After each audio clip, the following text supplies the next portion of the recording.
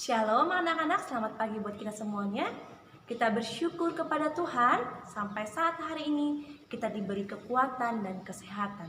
Anak-anak, mari kita persiapkan hati dan pikiran kita untuk mengikuti devotion di pagi hari ini. Anak-anak, mari hidup bersama dengan Tuhan Yesus. Kita naikkan pujian ini dengan hati kita yang sungguh-sungguh.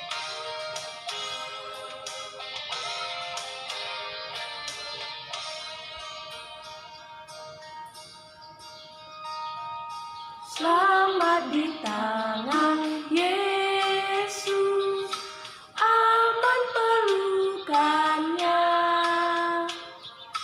Dalam teduh kasih-Nya, aku bahagia. Lagu merdu malaikat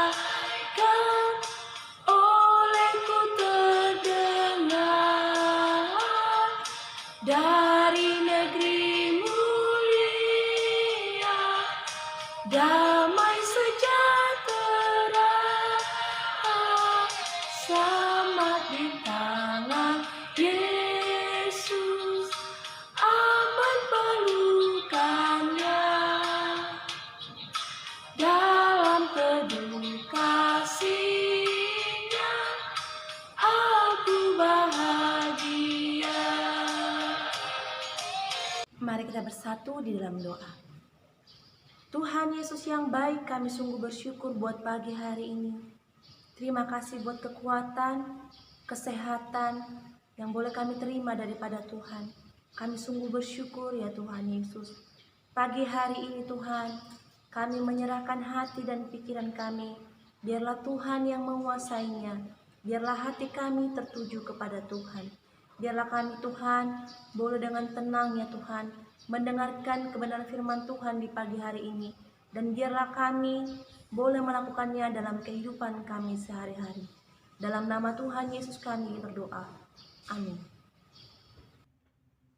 Teman-teman, mari kita ucapkan ayat hafalan kita pada hari ini, yaitu terambil dari Mazmur 118 ayat 14. Tuhan itu kekuatanku dan mazmurku. Ia telah menjadi keselamatanku. In English, Psalm 118 verse 14. The Lord is my strength and song, and is become my salvation. Anak-anak, kita membutuhkan Tuhan di setiap waktu kita. Mari kita naikkan pujian ini bersama-sama dengan hati kita yang sungguh-sungguh.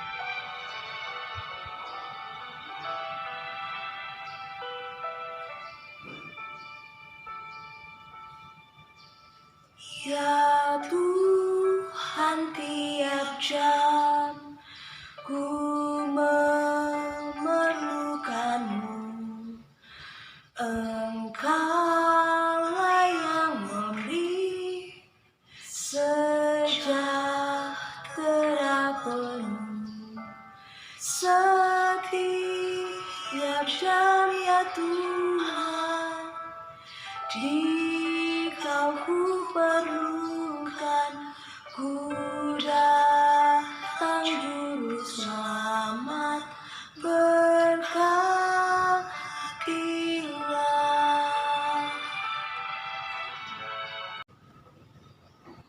Anak-anak, firman Tuhan untuk kita pada pagi hari ini dari kitab Hakim-Hakim 6 ayat 33 sampai Hakim-Hakim 7 ayat 25. Miss akan membacakan Hakim-Hakim 6 ayat 33 dan 34. Selanjutnya anak-anak bacakan di rumah. Mari kita bacakan firman Tuhan bersama-sama. Seluruh orang Midian dan orang Amalek dan orang-orang dari sebelah timur telah berkumpul bersama-sama. Mereka telah menyeberang dan berkemah di lembah Yizreel. Pada waktu itu, roh Tuhan menguasai Gideon, ditiupnyalah sangkakala dan orang-orang Abiezer dikerahkan untuk mengikuti dia. Anak-anak, Pagi ini kita akan mendengarkan cerita tentang Gideon yang mengalahkan orang Midian. Orang Midian dan sekutunya bangkit untuk menghancurkan Israel. Beribu-ribu tentara Midian datang ke Israel dan berkemah di lembah Jezreel. Setan menghasut pasukan yang jahat itu untuk melawan bangsa Israel. Ternyata setan juga tahu bahwa Allah sedang mengerjakan sesuatu hal yang indah bagi Israel. Sebab kunjungannya kepada Gideon. Orang Israel penasaran apa yang membuat Gideon menjadi seorang pemberani. Padahal sebelum berperang melawan orang Midian, ia adalah seorang yang penakut. Diam-diam, Gideon meminta Tuhan untuk memberi tanda lagi. Gideon mengatakan, "Bila engkau benar-benar mau menyelamatkan bangsa Israel lewat tanganku, maka izinkan aku menaruh kulit kambing di tanah malam hari. Bila besok pagi kulit itu basah tetapi rumput di sekelilingnya kering, maka aku yakin engkau bersamaku." Lalu Gideon pun menaruh kulit kambing itu.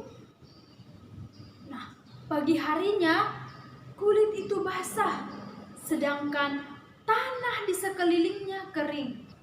Nah, anak-anak, kemudian Gideon mengatakan kepada Tuhan, "Maafkan aku ya Tuhan, berilah aku tanda sekali lagi.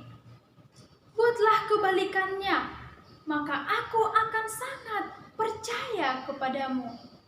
Lalu ia menaruh kulit itu sekali lagi.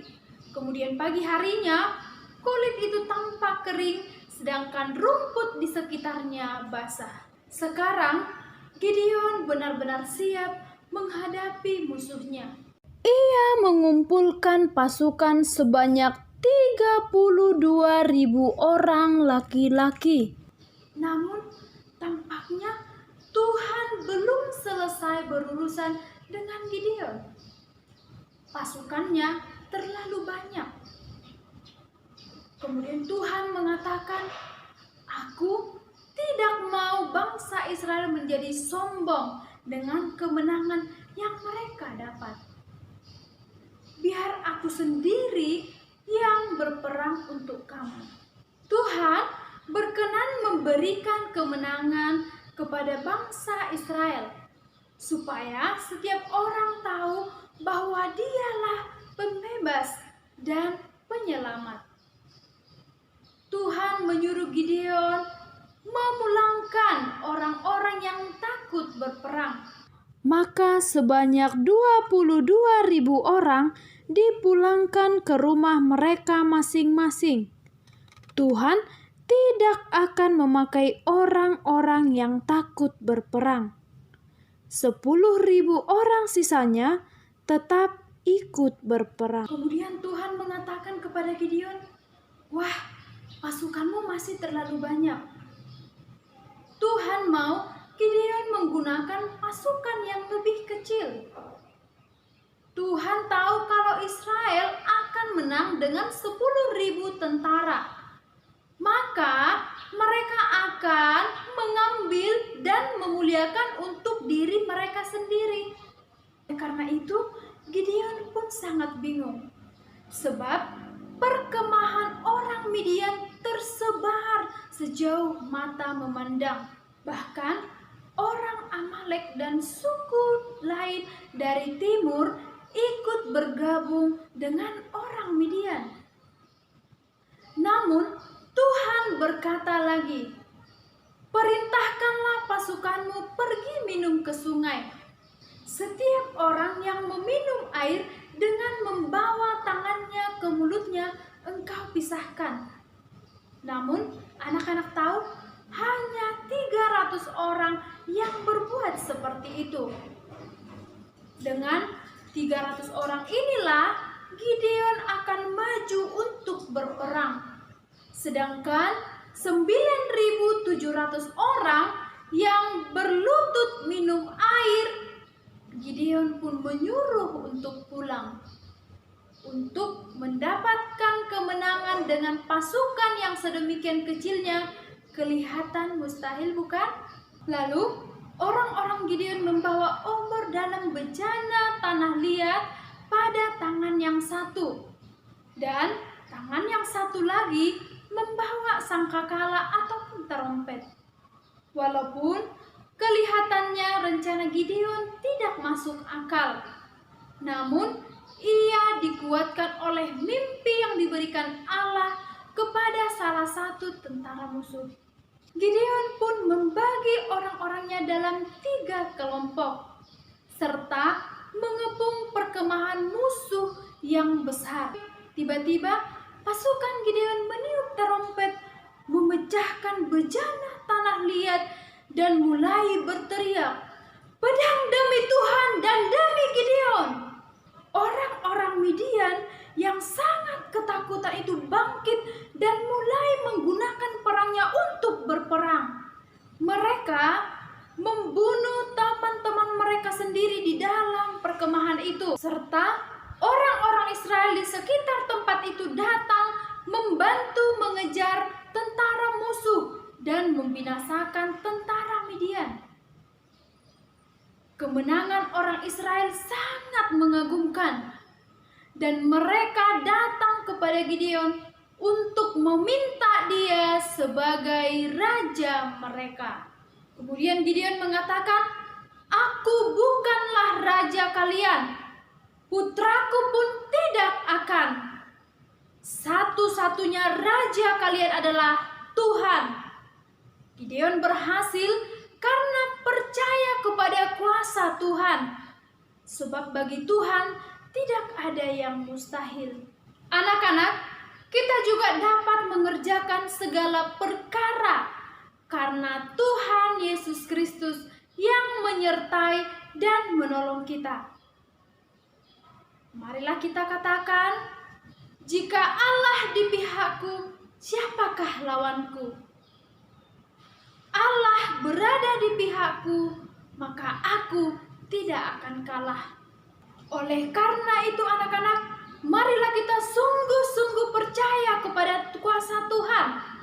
Sebab Tuhan kita adalah Allah yang luar biasa, yang mampu menolong kita dalam setiap kehidupan kita. Amin. Mari kita berdoa. Terima kasih Bapa yang baik buat pertolongan-Mu dalam setiap kehidupan kami. Kami sungguh bersyukur punya Allah yang hebat, yang mampu menolong kami dalam setiap perkara dalam kehidupan kami. Tuhan, kami telah mendengarkan sebagian dari kebenaran firman-Mu. Biarlah kiranya firman-Mu ini Tuhan Yesus boleh kami lakukan dalam kehidupan kami, dan kami boleh semakin percaya bahwa Engkau adalah Allah yang luar biasa, yang mampu melakukan segala hal. Tuhan Yesus, inilah kami Tuhan, anak-anak-Mu. Marilah Engkau pakai kami ya Tuhan. Biarlah kiranya kami boleh menjadi alat-Mu. Kemanapun kami berada Tuhan, kami boleh menjadi garam bahkan berkat bagi teman-teman kami. Terima kasih Bapa di surga, hanya di dalam nama anak-Mu Tuhan Yesus Kristus, kami berdoa dan bersyukur. Amin.